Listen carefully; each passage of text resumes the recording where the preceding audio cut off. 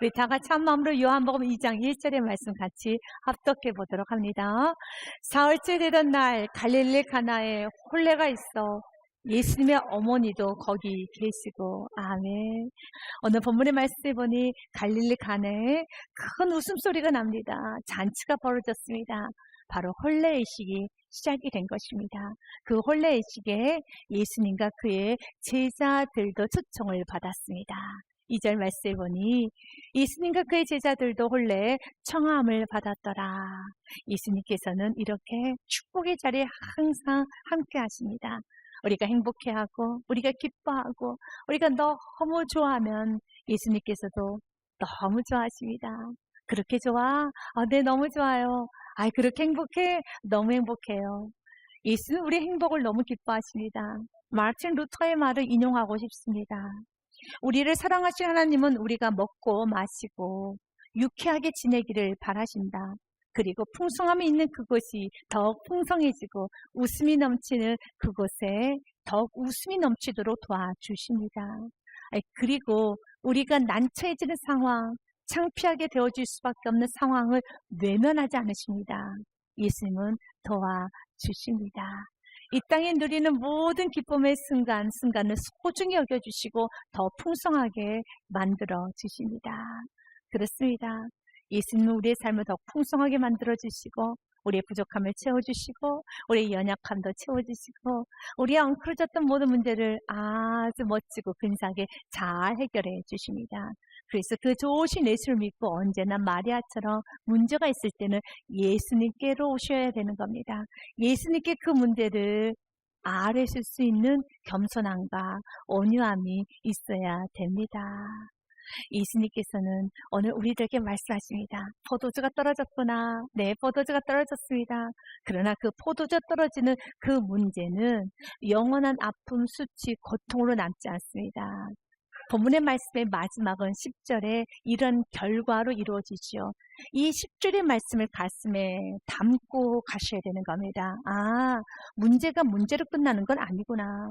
위기가 위기로 끝나는 것이 아니라 오히려 위기가 기회가 돼서 칭찬을 듣게 되고 명성률 높아지게 됨을 믿으시길 바라겠습니다.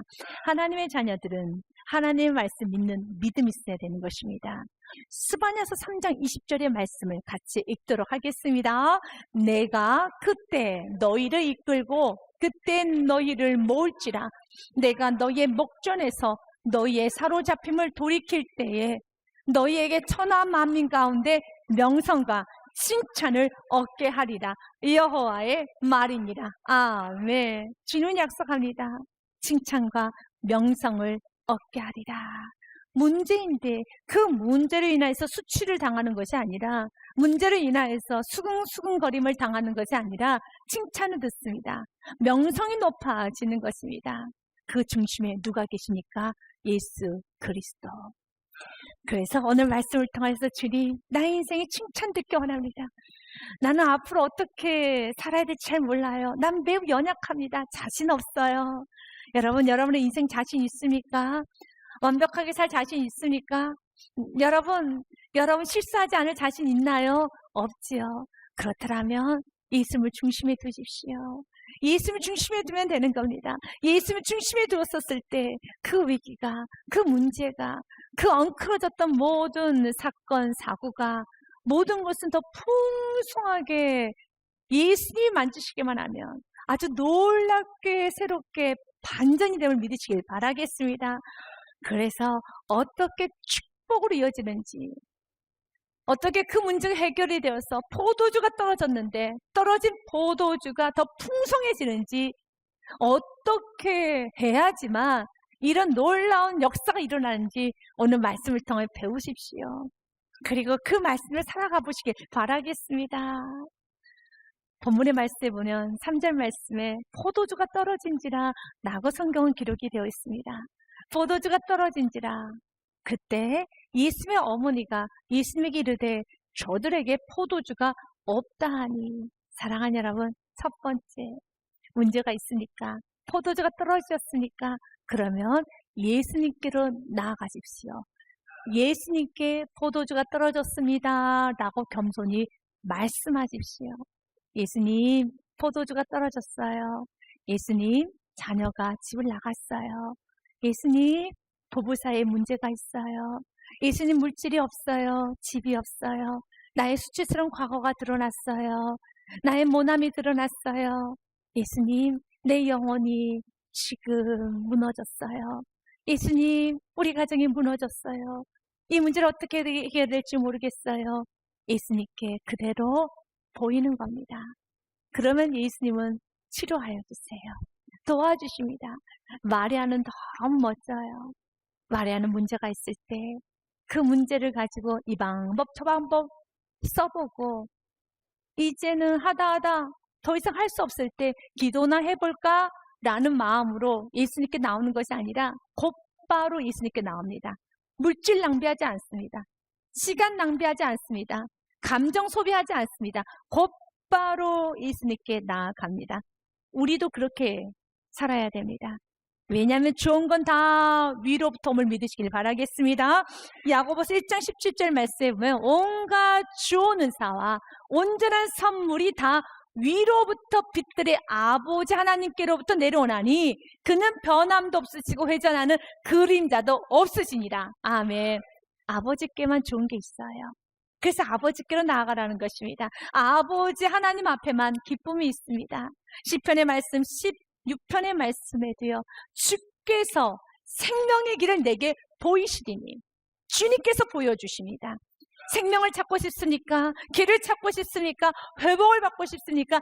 주께서 생명의 길을 내게 보이시리니 주의 앞에는 충만한 기쁨이 있고 주의 오른쪽에는 영원한 즐거움이 있나이다.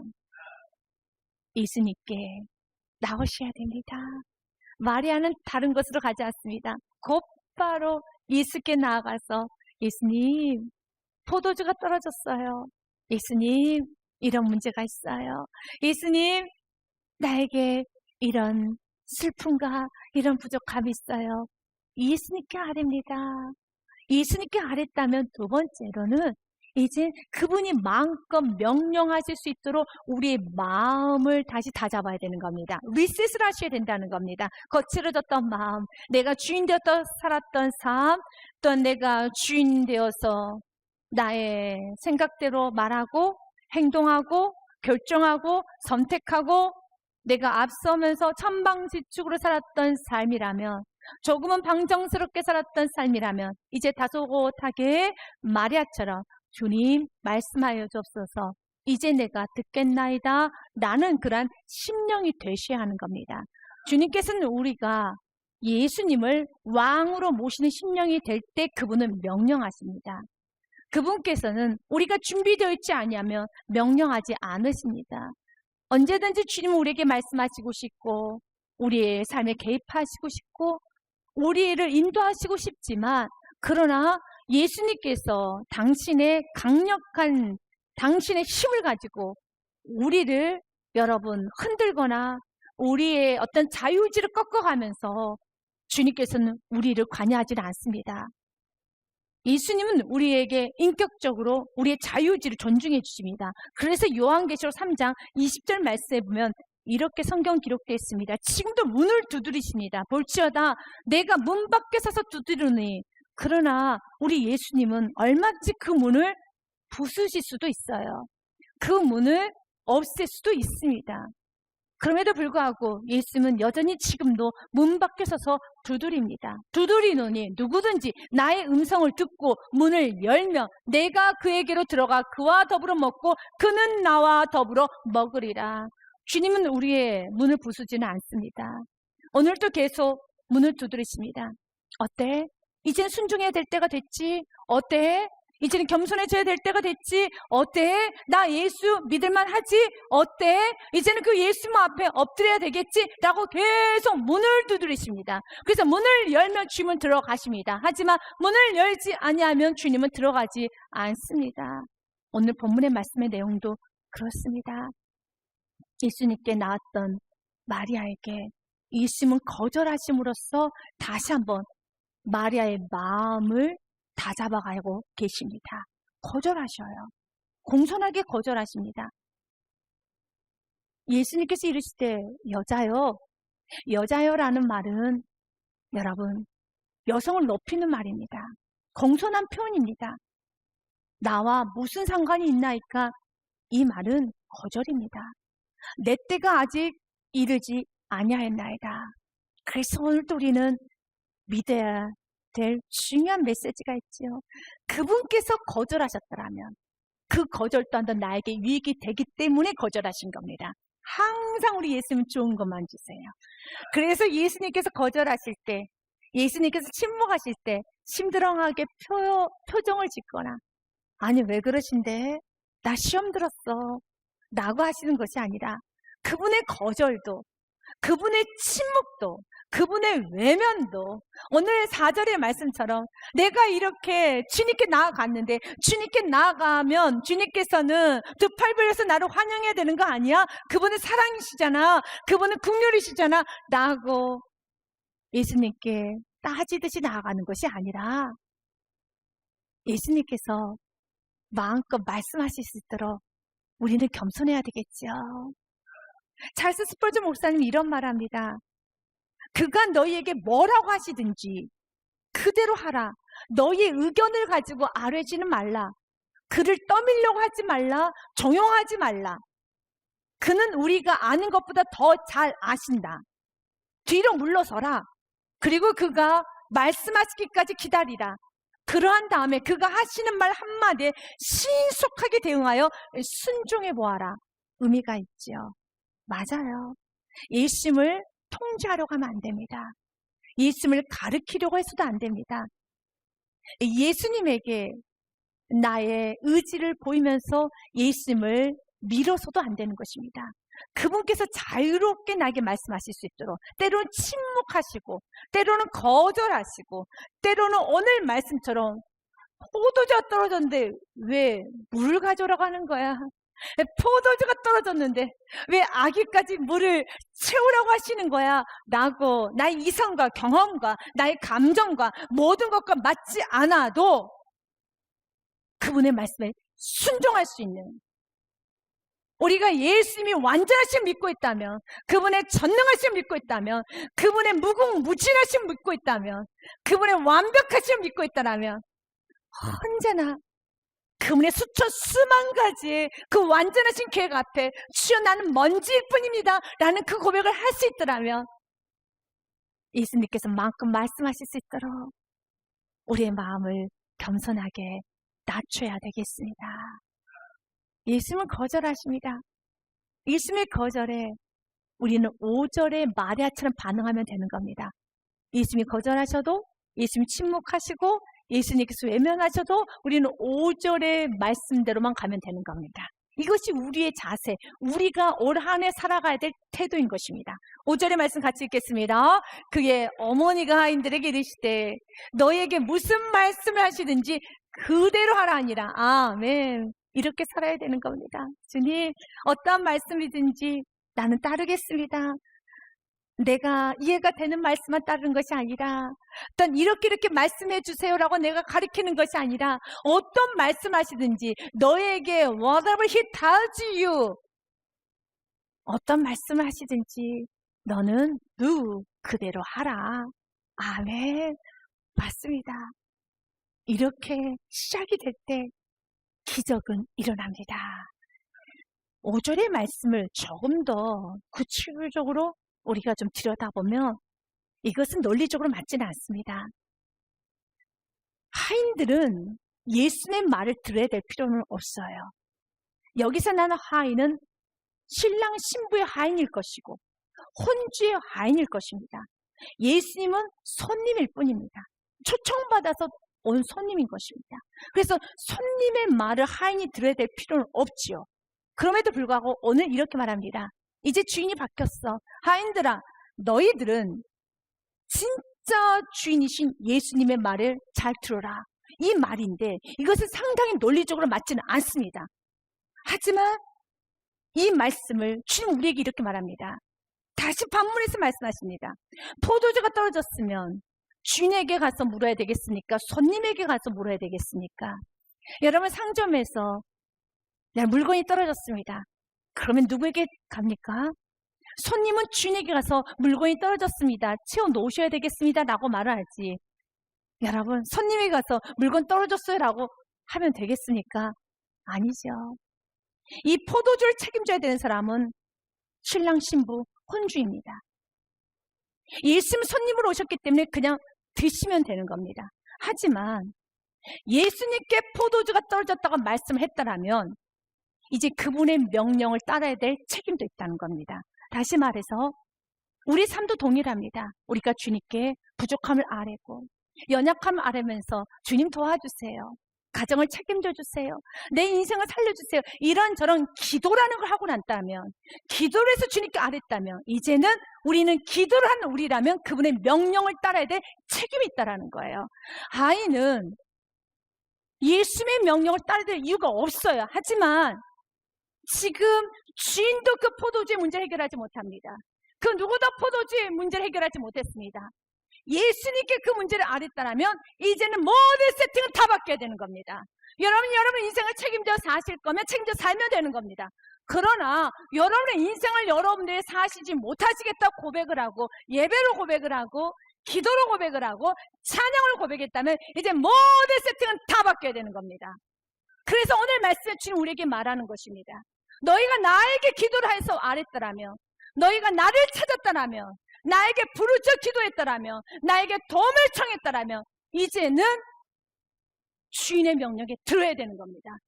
이 결혼식의 주인공은 예수 그리스도. 그분의 명령을 들어라. 동일하게 주님께서 말씀하십니다.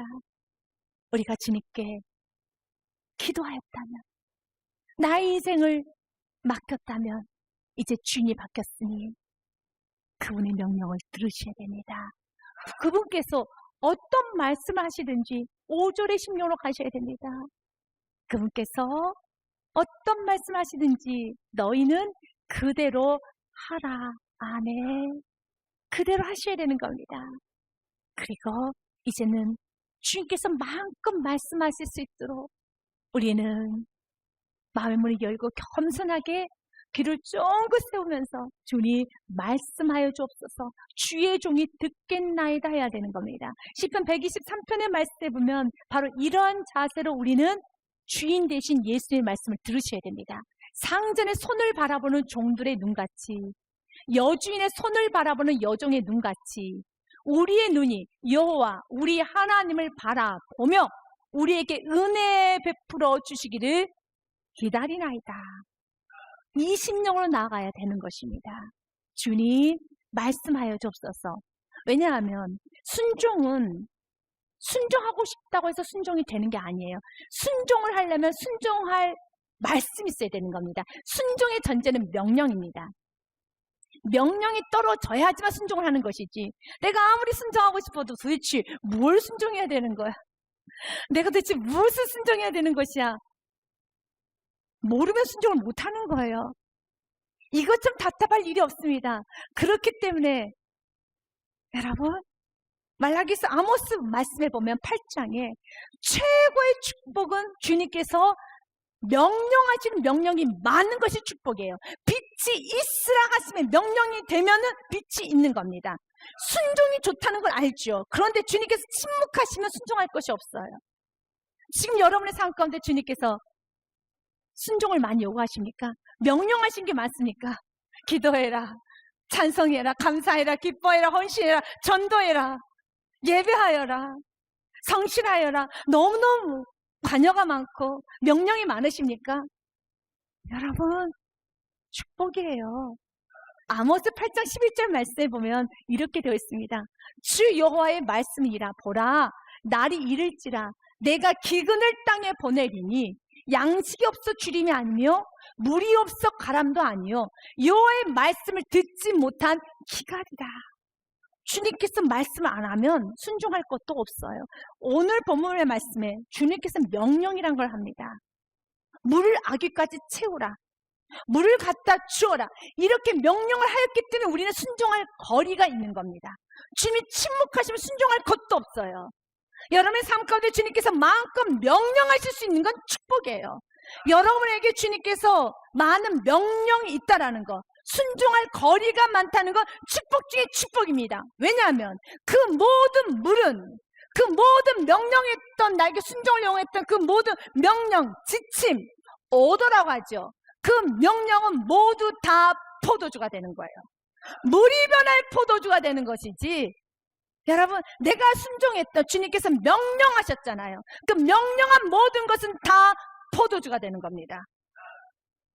그렇기 때문에 우리는 사모해야 돼요. 주님, 더 많이 명령해 주세요. 빛이 있으라 하시면 빛이 있었고, 주님께서 명령하시는 것마다 모든 것 다 변화되는 겁니다. 오늘 7절과 8절 말씀에 보면 예수님께서 그들에게 이르시되 항아리 물을 채우라 하신즉 아귀까지 채우니 이제는 떠서 연회장에 갖다 주어라 하심에 갖다 주었더니 그 결과가 무엇입니까? 9절이죠. 연회장은 물로 된 포도주를 맛보게 되는 것입니다. 주님께서 명령을 하십니다.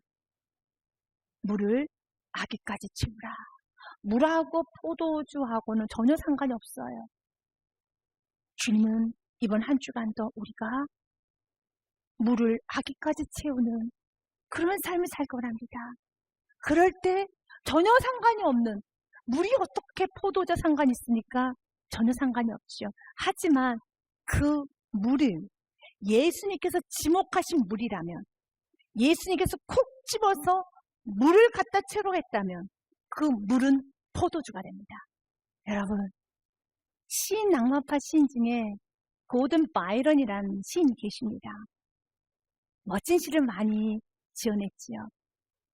그가 옥스퍼드 대학에서 이젠 공부를 하는 과정에 있어서 시험을 보게 됩니다. 그 시험의 내용은 이런 내용입니다. 물을 포도주로 바꾼 예수님의 기적에 대하여 논하라 라는 것이었어요. 그래서 그도 고민을 하고 생각하고 있죠. 그런데 한 줄도 적지 않고 가만히 있습니다. 너무 답답한 나머지 교수님이 찾아와서 학생, 한 줄이라도 적게나, 한 줄도 안 적으면 어떻게 되겠나, 뭐라도 적어야지 라고 말합니다. 그랬더니 그 바이런이 한 줄을 적고 나갑니다. 그런데 그 답안지가 지금까지도 최고의 답안지, 맞다, 완벽한 만점 중에 만점이라는 아주 좋은 칭찬을 받게 되죠. 그가 이렇게 쓰고 나갑니다. 물이 그 주인을 만나니 얼굴을 붉히더라. 멋지죠? 주인을 만나면 얼굴이 붉어져야죠. 주인을 만나면 꺾어줘야죠. 주인을 만나면 다소곳해져야죠.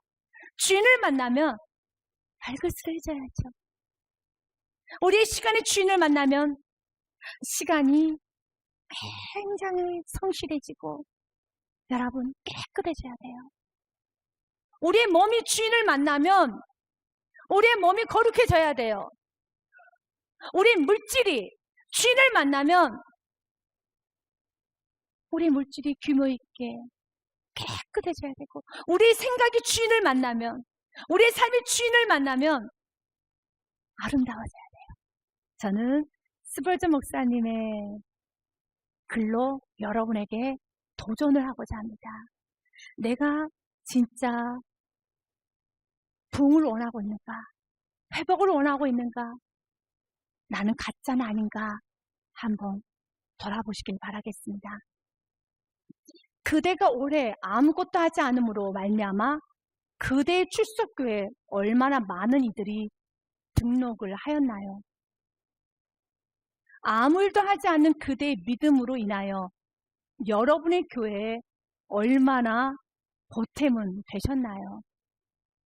얼마나 많은 이들이 아무것도 하지 않는 여러분으로 인하여 하나님께로 인도함을 받았나요? 아무것도 하지 않음으로 얼마나 가정에 유익은 되셨나요? 나는 진실로 말할 수 있습니다. 그대는 교회가 부흥되기를 싫어하는 사람입니다. 우리는 한번 돌아봐야 됩니다. 기도를 하였다라면 이제는 순종으로 가십시오. 그분을 만나셨다라면 이제 우리는 포도주가 되는 것처럼 먼저는 우리의 삶에 포도주를 마시기를 급급하는 것이 아니라 내가 발그스레한 포도주가 되었는가부터 시작하여서 나로부터 시작하여 많은 사람들에게 포도주를 지어주는 풍성한 인생이 되시기를 주님의 이름으로 축복드립니다.